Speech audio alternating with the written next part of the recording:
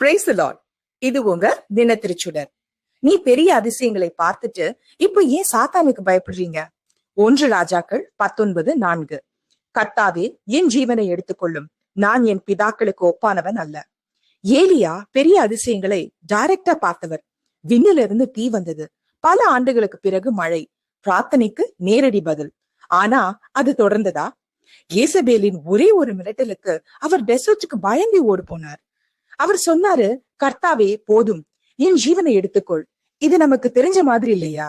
நாமும் பிரார்த்தனைக்கு பதில் கிடைத்ததுக்கு அப்புறம் கூட ஒரு சின்ன சோதனையால தேவனை மறந்துடுறோம், பயந்து ஓடுறோம். சாத்தா நம்ம பயப்பட வைக்க முயல்றான். ஆனா தேவன் நம்ம பாத்துக்கிறாரு. ஏலியாவுக்கு தேவன் வந்தது ஒரு மென்மையான அன்பும் கிருபையால. Thank you. Have a good day ahead. நாளை மீட் பண்ணலாம்.